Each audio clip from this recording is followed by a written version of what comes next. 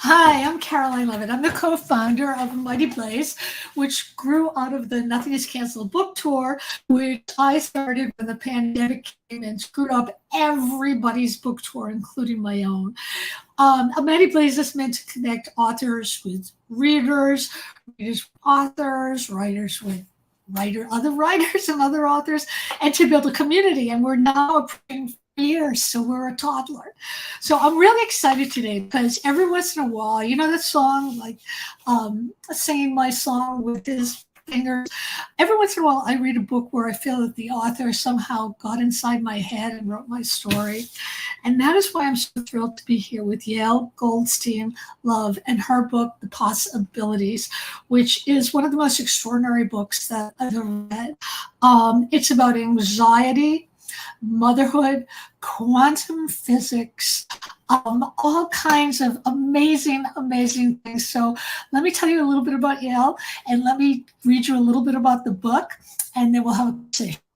Yael Goldstein-Love is the author of the novel, The Passion of Tasha Darsky, which was described as showing signs of brooding genius. Doesn't every writer would love that, by the New York Times. And The Possibilities, which we're talking about today, which is a speculative thriller about the psychological transition to motherhood. And it's about a lot more, actually. It's a people pick of the week, a powerful page turner with deep wisdom, a Good Morning America recommendation for summer reading, taps into those primal feelings every nurturer feels and fears. It actually grew out of her own rocky transition to motherhood, as well as her clinical passion for working with people during this fraught period. In fact, Yale's doctoral dissertation examined how mothers experience their anxiety for the unknown futures of the children. Do they ever? We were talking about this a little bit before we got on. I was a very anxious mother. Anyway, Goldstein-Love's work has appeared in the New York Times, the San Francisco Chronicle, the Boston Globe, Slate, a million other places. She's a graduate of Harvard and the Wright Institute. And in another life, she was co-founder and editorial director of the literary studio Plimpton, which aims to make the digital age a golden age for literature. So let's look at some of the raves first. Oh, and before I do, I want to tell everybody, please buy Yael's book at books.org. I put a link up for you right in the chat to make it easy, or go to your favorite bookstore. It's really important to support the indie bookstores. If you have any questions, do not be shy. You can pop them in the chat. You can pop them in the Q&A place. But really, don't be shy. This is meant to be fun. All right, so here's the praise from the New York Times. A beautiful, exciting book, head spinning. People, a powerful page turner with deep wisdom. Good Morning America taps into the prime feelings every nurturer feels and fears, as I said before. So this book is really about a new mother venturing out to find her missing, quote unquote, child. And as she does, she experiences different lifetimes, one in which her son is in trouble, one in which he's missing, one in which, oh my God, he might have died. It's all very, very real and terrifying and mind-bending and quite miraculous. So welcome, Yael. I'm so happy to have you here to talk about your book. Thank you so much for having me. That was so fun to listen to you talk about. Oh yeah, well it's meant to be fun. It's meant to be fun. So, you know, I'm a real devotee of quantum physics. I truly believe that there's stuff going out there that we don't know about. And my husband or my friends make fun of me for going to psychics and mediums. I explain it all in the sense of it's science, it's quantum physics. It's just things out there and they're tapping into it. So when I first heard about The Possibilities, I think my mind just exploded because I thought this book is so much for me. So the first question is quantum physics and possibilities something you've always been interested in, or is it something that always sort of stalks you and makes you more nervous? Yeah, what a great question. I mean, I feel like I could come at that question from a couple of angles. I mean, I will say my father is a physicist who works in foundations of quantum mechanics. So great. I would say that I have been haunted by quantum mechanics in various ways my whole life. And this was, you know, my childhood home was more like a physics seminar table where like people were more likely to ask you like what you thought of the two slit experiment than to ask how your day was. And so this is like, you know, those, it's always been very alive and present to me, like that way of thinking about the world. I would say that, you know, this particular way of like thinking about all the possibilities, not just like in physics, but like in a sort of very real, lived in the guts way, really started when I had my son. So my son's, the book begins with a birth story, a very harrowing birth story. That is my book. So if you have read those opening pages, you know all about the birth of my son, where they could not tell me for over an hour whether he had lived or died. And I lay in the recovery room, just sort of stunned and terrified, having no idea if I was in the midst of an unfolding tragedy or I was taking home a healthy baby. And then he was fine. He was totally fine. Again, similarly to in the book, because I had made the call said like, have a C-section. I need to have a C-section. He was fine. And so I took him home, this happy, healthy, everything's great. But in my mind, I was like, well, is everything great? Like that other world seemed to have come too close. Like I can't quite shake it off. And so my experience of early motherhood was like, it took that hypervigilance that I think every new parent feels up notches. And so I really felt like, you know, every little world that spun off, like he almost fell off the changing table. He almost slipped under the ducky bath water. Like, every one of those felt real. And that's when I really felt like, okay, like this weird way that physics tells us the world is, I'm feeling that. And the only way I can get through this is to write, to like reify that metaphor and write as though it's true. And so that's what I'm going to do. And that's what I did. And it did, in fact, get me through the period. It's incredible. Do you feel that this kind of mini or imagined traumas actually imprint themselves on your psyche? It's really hard to get rid of. I still remember dropping my baby, you know, when he was a baby, and just, you know, I keep feeling like I should apologize to myself, and he's 27 now. And if I told him that, he'd just roll his eyes. But you sort of captured the whole thing that,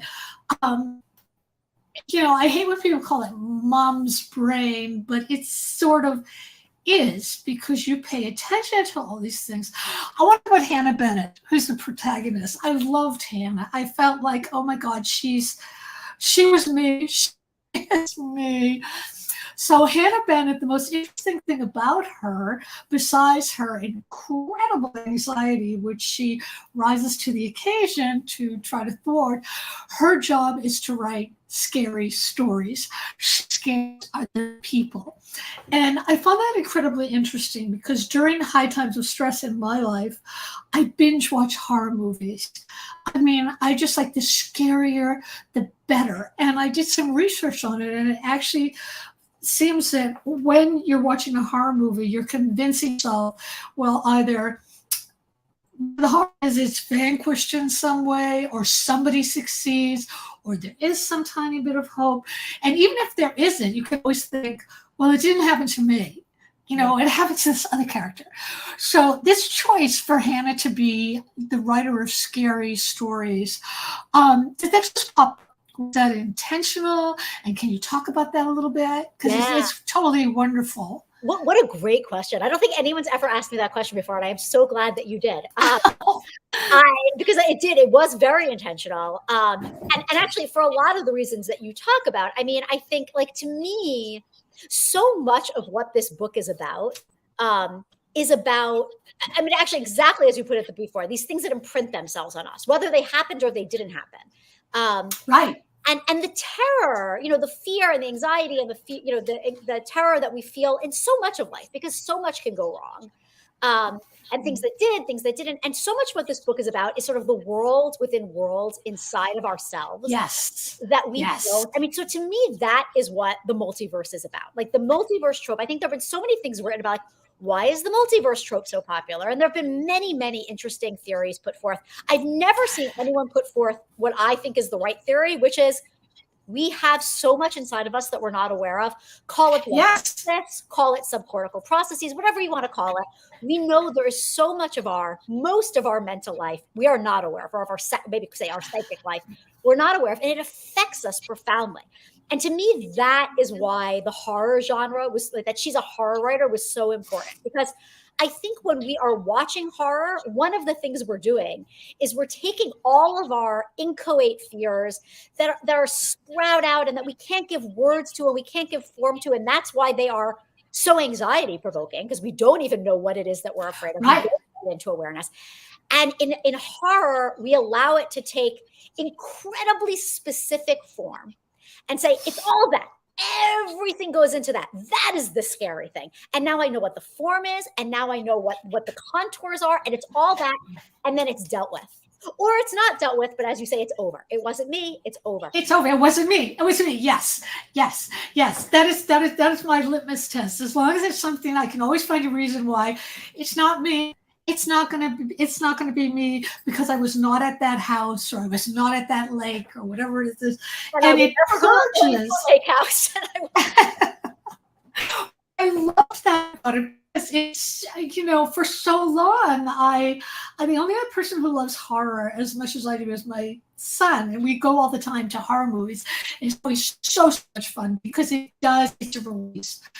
So it makes perfect sense that here's this woman that can scare other people, and meanwhile she's terrified and herself. Which brings me to another question that we were talking about before we got on here, which is, I said that it's very interesting about how therapeutic writing can be into fears. That I happen to be a very happy person. I tend to act like a goof and like an idiot, and my novels yet are, I torture my characters, and my goal is to make people cry and think and feel uncomfortable.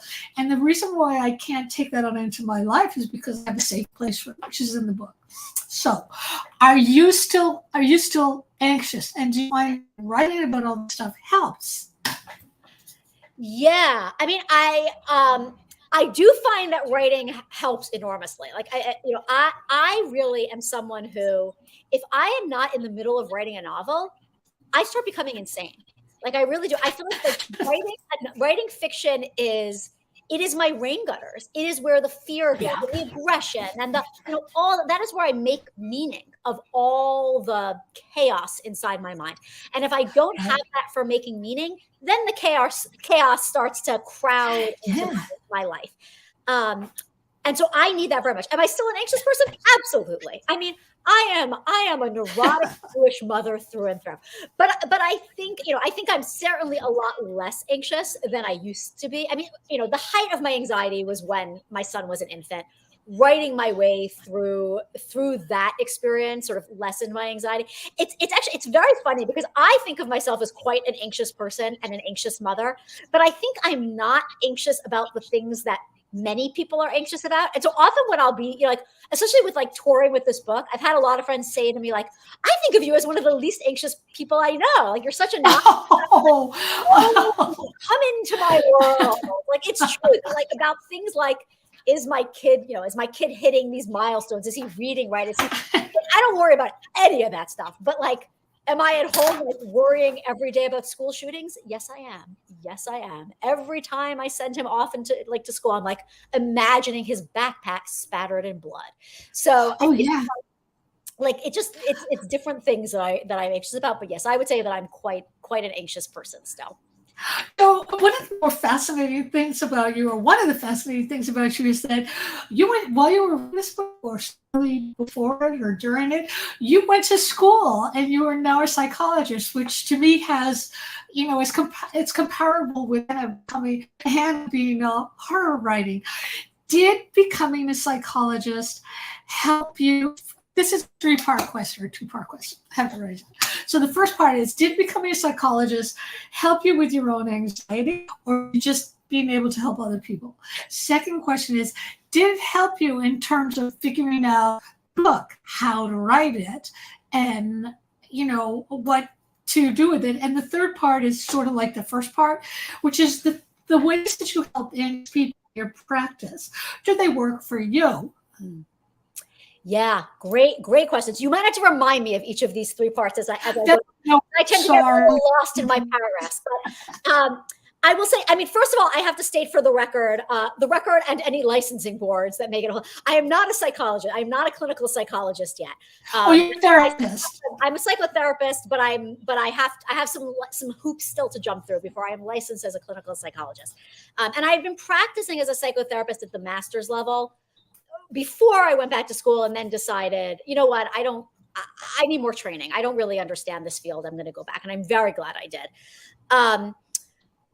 Did it help me? Does it help me with my own anxiety? I would say yes, actually, it does. Or I would say it helps me with my own relationship to my humanity and all forms of suffering. Because, I mean, for several reasons. One is that I just love it. I find it incredibly meaningful and rich work, and that always helps, I mean, I think the other thing is that when we are just caught in our own heads or on social media or what friends choose to tell us, I think that the suffering that we feel, all forms of it, can feel isolating and alienating. And you think, I'm the only person who feels this way. I'm the only person who has thoughts like this. I'm the only person who, and I am sitting with people every day, hearing the things they never tell anyone else, the things they never tell themselves. And so I know for a fact, no, I'm not the only person who feels this way. We are all walking around with layers upon layers upon layers of richness that include joy and suffering on every level. And so that helps enormously. And I think it helps my writing enormously as well. I mean, partly because I was working on my dissertation about maternal anxiety. And so, of course, that went into the book in certain ways. But I think even more broadly than that, I think there is something about sitting with people day in and day out, in their experiences, the parts of their experiences they don't normally like to look at, that gives you such... I was raised as a religious person. I am no longer a religious person. I don't think of myself as a spiritual person, but there is no word other than sacred that I can use for the feeling that I have when I sit with people as a psychotherapist. There is something sacred to me about each person's experience of the world. And I think I can't help but carry that over into how I write. I think I write differently. I think I write characters differently than I used to. I think that sense of the sacred is something I just can't shed now, and nor would I want to shed. And so I think it really does come out in my writing, and I think it always will. I think also, I mean, the other part of that is that when I went back for my doctorate in clinical psychology after practicing as a master's level clinician, the real reason I went back is because I discovered psychoanalysis and psychodynamic thinking, which I had no exposure to at my master's level, like just none. And you would think that as a East Coast Jew, I might have had exposure in my life some other way, but I had not. So it's like it took me a while to discover it. And I think that being immersed in just sort of like the awareness that there are layers to our experience that we have no access to day to day also has been profound for my writing, for how I think about how to write, not just how I write my characters or think about my characters, but actually how I think about the relationship with the reader and the reading experience as well. And I feel like I felt like this was going to lead to the third part of your question, and now I've forgotten what the third part of your I forgot what it was too. I think you answered it actually. It was more about I'm looking at it. Of course, I can't read my notes. It was more about, do you approach patients in much the same way as you would trying to figure out a character? Are you asking the same sorts of questions to them? I am. I mean, and in fact, I mean, it's funny because whenever I begin with a new patient, I actually feel like it's all the same things I'm wondering that I wonder when I begin a new novel, which is, who is this person? Why are they here right now? Why right now? Why am I meeting them right at this moment? Right now. What they want that they're not getting, and why? It's the exact same questions. And of course, like the process of figuring out with a patient is very different than the process of figuring it out with a character. We're doing in partnership, and there's a lot more that gets in the way because they have defenses for good reason, and so you gotta, and my characters have no or I can break down their defenses willy-nilly, doesn't matter. So I mean, it's a much slower process with patients, but yeah, it really feels to me like almost the same job carried out in two very, very different ways. And wouldn't you say that there's another layer too? Because don't you feel like you're changed when you're finished writing a novel? Like you go in that novel haunted by some question, and as you're writing it, the answer comes. By the end of the novel, you realize, oh my God, this is what I was really writing about, which might have been different than what you originally thought about, which just seems very much like therapy a lot of times. Oh. We have these sparks of recognition. Oh, I think that is so profound. I had never articulated that to myself, but I think that you're so right, that is another point of commonality, that like when you come into therapy, you think you know what you want to work on, but often what it Right. turns out you want to work on is something so different because you couldn't even have conceived of that when you began. I mean, I know that that's certainly Right. been true of me, in my, as a patient, it's like, I couldn't have conceived of this change. And I think it's exactly the same with writing a novel. It's like you get to the end of the first draft of the novel and now you're like, oh, now I know what I'm writing. Yeah. Now I know. And I couldn't have possibly known before I had written that whole first draft. So one of the messages of the books that I thought is that we really have to confront our past in order to work in the present and work in the future. We have to face our fears, which is one thing that Hannah does by moving through all these different possibilities, all these different multiple universes. And she mentioned something that I love that you created called the car swerve. Tell us about the car swerve and how it fits in with how we see our world. Yeah. Thank you. Yeah. So the car swerve feeling is I was trying to capture. Okay. So this feeling you have when something really bad almost happens, but doesn't. And you feel like you should be able to be like, oh, thank God it didn't happen. But that is not how you feel, right? You're like, oh, that came too close. That's and I call it the car swerve feeling because the times before I had my son, the times that I most often had it was when there was like a near miss on the road, and like you almost have a crash, but you don't. And you're waiting for that relief and it doesn't quite come because you're like, that came too close. That's dangerous. That's scary. And I'd never seen that feeling described. And I wanted to capture that feeling somehow because it does. Right. It's like, and because I feel like that feeling is such actually an important part of our psychic life. We have it all the time so it's like, I could have made that mistake or even about my editor actually brought up something wonderful when we were talking it through, which is that she has it. And I realized after she said it that I have it too about wonderful things as well. She said, like, I have that sometimes, like I'm looking at my wife, I'm looking at our child together and I think, oh my God, how close it could have been that we had never met. And I thought, oh my God, yes, it happens it's like everything that could have happened but didn't lives as a separate world inside of us. And I often think about it as like, that's what hope is. That's what fear is. That's what hope, right. That's what all of it is these things that we imagined that might have happened or that could happen that almost have a life as real as what does happen. And even the stuff about our past, when you're talking about, I agree. This book is so much about reckoning with our past, to live more fully in the present and the future. But it's not just, I think when we're thinking, especially when I think as a psychotherapist about reckoning with the past, it's not so much, it is of course with the past that did happen, but it's also, we never know what really happened, right? So it's like, right. That's right. Hannah doesn't really know either.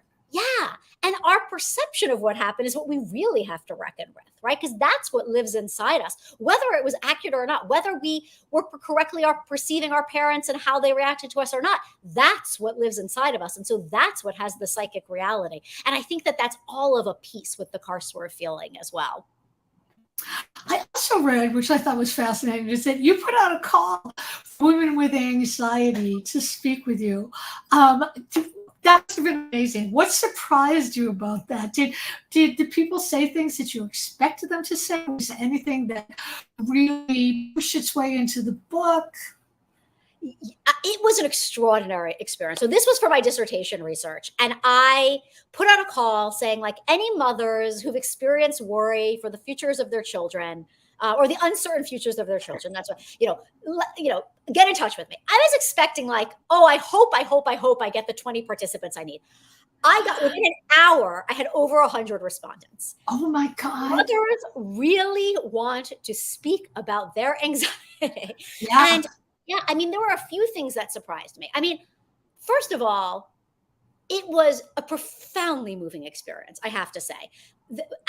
These interviews that were supposed to go 90 minutes at most, many of them went for about 3 hours because people had so much to say, and they were surprising themselves as they spoke.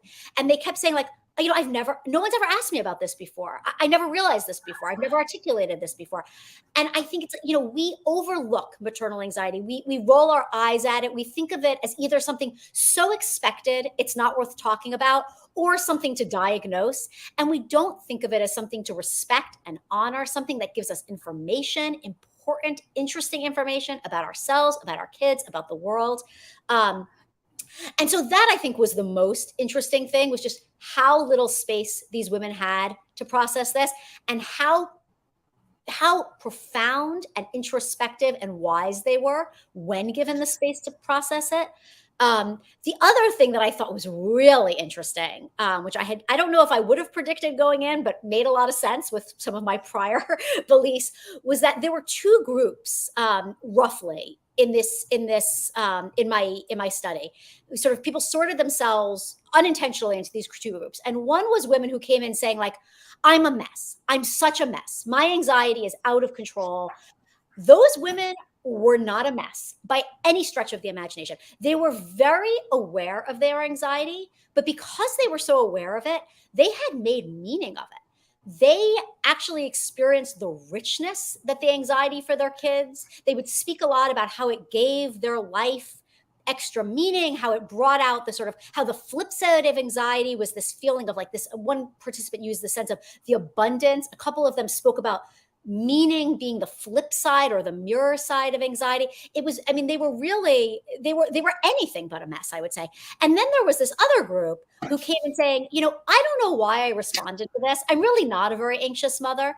They were not a mess either. They were also introspective, profound, wonderful, but they were actually experiencing their fear a little more acutely than the other group, interestingly. Because they were sort of using these tools to hold it at bay, it would come out in the interview in unexpected ways. They would talk about much darker themes. Often there would be these themes of wanting to escape with their child to some, imagined haven. They would talk about, they would not talk about the richness and the meaning. And so there was actually more suffering in that group, which was really interesting to me. I mean, both groups equally rich, profound, insightful, but the group who sort of came in saying, I'm a mess, because they were so aware of their anxiety, were suffering less than the group who thought that they were sort of controlling their anxiety really well with tools. What do you think we can do for mothers who are anxious? A lot of times they're isolated because childcare is expensive, and when you're on play dates, you're still watching your child. And if you're a working mother, there's even less time to have friends. What else can we do for mothers besides getting to talk about their anxiety with somebody and make time, at least for a therapist or a friend or someone? What a great question. I mean, you mean aside from changing all the systemic problems that make There's a lot of them. There's a lot of them. It's just, it's unreal. I remember that time, and a lot of times, well, at least I was a young mother, the kinds of friends I had were other women with babies. And sometimes those women wouldn't have been my friends if they didn't have a baby. Yeah. I mean, I was the mother who was always watching my kids while the other ones were letting their toddlers run out in the streets and eat rocks. And so it wasn't, I mean, it's hard to know, what should I have done? I don't have time to go to a mother's group. I don't have time to. It's very hard, but I'm glad that I think I read, maybe it was something on your page that I read, that they're starting to pay more attention to postpartum anxiety as well as postpartum depression, which is a very excellent thing. I mean, I think there's some movement in that regard. I think not as much as there could be. I think that, the one thing other than many systemic changes that would help mothers with their anxiety, so many, is I think if mothers could regard their own anxiety, be kinder to themselves about their own anxiety. I think that there is such a tendency to have some contempt or impatience with ourselves for our anxiety, sort of shut it down. I know my own internal dialogue about that is like, stop being such a nervous Jewish mother. Stop being such a, and I think everyone has their own internal dialogue about that. I think if we can treat our anxiety with curiosity and respect and really interrogate it and ask, what is this telling me? That doesn't mean taking it as face value and always assuming it's correct, because sometimes it's not. And if we take it at face value, we're going to get really messed up. But always treating it with, not trying to shut it out, not trying to shut it down, but treating it with treating it with respect and curiosity, the way we would if a friend was coming to us. I think that's the best we can do, barring having other people to go to with these things. We actually have an audience question. So let me pop it up. Do men have anxiety about their kids? How do they deal with it is different than women? I would want to add also, how does society deal with these men with their kids, which is very different than, they expect mothers to handle it. But what's expected of men? Such a great question. I mean, I think men do have anxiety about their kids. I really want, if I ever have a chance to do another big research study around parental anxiety, I actually really want there are two other ones I want to do. I want to do it with parents of adult children. And then I also really want to do fathers of new babies and sort of compare that. Because I think that, the more you're involved in intense caregiving, the more anxious you are, because the more vigilant you are. And I think that affects fathers, because fathers more and more are intensely involved in those caregiving. And, there's all sorts of neuroscience showing that really affects their brains. And so their brains look more and more like new mothers' brains look, because they are doing that caregiving. I mean, similar to adoptive parents, their brains change in the same way as birthing mothers, so I think, yes, I think fathers do. And I think, of course, this is all so, idiosyncratic and personal. Each person experiences this differently. So of course there's going to be differences between men and between women, but right. But I think that one thing that is really different between men and women are the societal expectations and how that fits into our anxiety, and how the guilt play, how that sort of like horrible coil between anxiety and guilt. I think for mothers, that looks quite different than it does for most fathers, just because our sense of like, it all comes down to you. This is your role. Right. That is something that fathers, I think, don't have to reckon with. But I'd be curious. I mean, I'm saying that as though I know. I am not a father. I have been a father. It may turn out that there are fathers for whom that really is salient. And I would be very curious to find that out. What's your writing practice like? Are you able to write at the same time every day, or do you not write every day, or do you write when you can? You're very busy. Yeah, I used to be very precious about my writing practice before children, before having a psychotherapy practice, before being in school. I was sort of like, this is when I write. And I am someone who I can write for like, I'm a little crazy. I can write for like 12 hours a day, no problem. Like just sit down, write. I am wow. That is a thing of the past. That is not a thing I can do anymore. I am like a catch as catch can writer now. Like if I have an hour between patients, I'm going to use that to write. If my son is rearranging his Pokemon binder, I am going to use that to think through it. That is, I will take what I can get at this point. And it works. It turns out to work. It does work. There's no hard and fast rules.